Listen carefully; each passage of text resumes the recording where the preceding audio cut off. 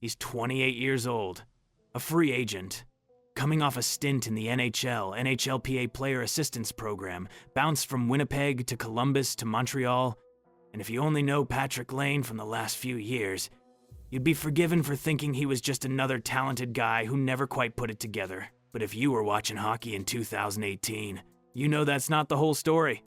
Not even close. Because for one season, Patrik Laine wasn't a talented guy. He was the most terrifying shooter alive not named Alex Ovechkin. And if a handful of things had gone differently, if the injuries hadn't piled up, if his path had stayed straight, we might be talking about him completely differently right now.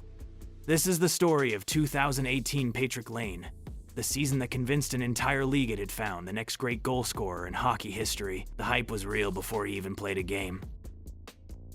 Let's rewind past 2018, past even his rookie year.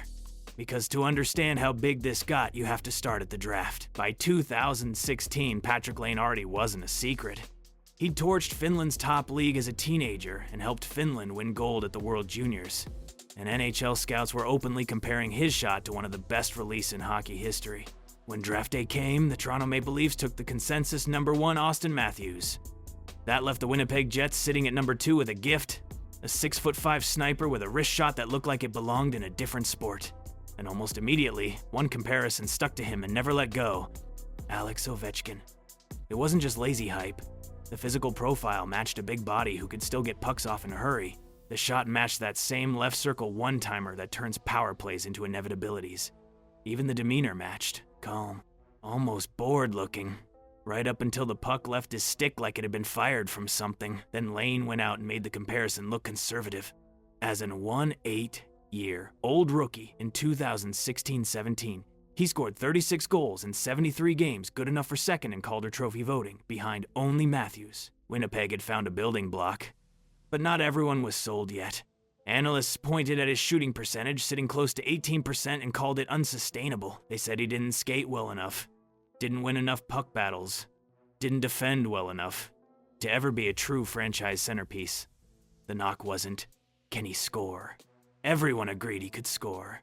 The question was whether a pure shooter with those weaknesses could ever be the guy a cup contender is built around. Laine's answer to that question was to have one of the most absurd sophomore seasons a teenager has ever had in the NHL.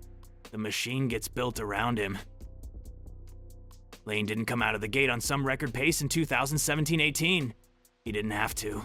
He was just steady, dangerous, always a threat, and more importantly, the team around him was clicking. A huge part of that was his chemistry with Nicolas Ehlers. Ehlers had the Jets the speed to fly through the neutral zone and force defenses to back off, which is exactly the kind of thing that buys a shooter like Laine an extra half-second in his office on the left circle. Ehlers created the chaos. Laine cleaned it up. Then, right before the trade deadline, Winnipeg made the move that turned a good line into a genuine problem for opposing penalty kills. They traded for veteran center Paul Stastny from St. Louis. Stastny wasn't a big name in the box score. 13 points in 19 regular season games with the Jets. But his fingerprints were all over everything. He was a smart, patient distributor who could find seams through the middle of the ice. And every time he touched the puck, the odds went up that it was about to end up on Laine's stick in a shooting position. By mid-February, Laine had 23 goals in 51 games on pace to blow past his rookie total. The Jets were rising in the standings. Everything was quietly, steadily building toward something. And then it exploded. The stretch. Nobody could stop. Between February 16th and March 18th, 2018, Patrik Laine scored 18 goals in 15 games. 18 goals in 15 games at 19 years old. It set an NHL record for the longest point streak by a teenager, and it turned every single Jets game into appointment viewing. One night it was a one-timer from the left circle that looked like it had been fired out of a cannon.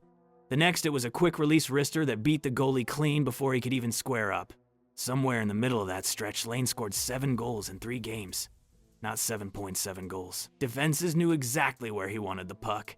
It didn't matter. Taking away the shooting lane just meant he found a different one half a second later. That's what made it so unfair. You could scout him perfectly and still lose. As Laine caught fire, so did Winnipeg. The Jets rocketed into the top 5 in the league. What had been a, hey, this young core is fun storyline turned, almost overnight, into wait, could Winnipeg actually win the Stanley Cup? The numbers that still don't make sense. When the regular season wrapped, the Jets finished with 114 points, second best in the entire NHL, trailing only the President's Trophy-winning Nashville Predators, who happened to share their division. Every single game against Nashville that year felt like a playoff preview. And at the center of it all was a 19-year-old with 44 goals and 70 points, finishing second in the league only to his childhood idol Alex Ovechkin in the race for the Rocket Richard Trophy. 20 of those 44 goals came on the power play, tops in the entire NHL. Everyone in the building knew the puck was going to Laine's office. They still couldn't stop it. But here's the stat that actually stops people in their tracks. When Laine scored his 44th goal of the season, he hit 80 career goals before turning 20 years old. That made him just the third teenager in NHL history to reach 80 goals. Say the other two names out loud. Jimmy Carson, Dale Hawerchuk, not Sidney Crosby, not Ovechkin, not Connor McDavid. Two names from hockey history and Patrik Laine. That's the company he was keeping as a teenager, when the games actually mattered. None of that means anything if it doesn't show up in the playoffs, and for a while it did. Round 1 against the Minnesota Wild, Laine wasted no time. Game 1, third period. Jets trailing by a goal, Stastny feeds him at the top of the circle, and Laine rips a wrist shot over the glove into the top corner. The Winnipeg whiteout got so loud the goal horn basically disappeared underneath it. The Jets won that series in 5 games, with Laine chipping in 4 points along the way. Round 2 was the real test. The President's Trophy-winning Nashville Predators, in a series that went the full 7 games. This time, Nashville had a plan. And Laine's shot totals dried up. He scored only once in the series. But instead of forcing shots that weren't there, he adjusted. He racked up 5 assists, proving he could hurt a team as a passer just as easily as a shooter. Winnipeg survived, advancing to the Western Conference Final for the first time in franchise history. Standing between the Jets and the Stanley Cup Final was the Vegas Golden Knights, and this is where the fairy tale ran into a wall named Marc-Andre Fleury, who was having one of the best playoff runs of his career. Vegas took the series in 5 games.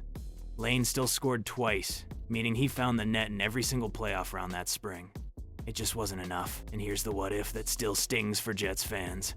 If Winnipeg had gotten past Vegas, the Stanley Cup Final would have pitted a 19-year-old Patrik Laine directly against Alex Ovechkin, the exact matchup the comparisons had been building toward his entire career.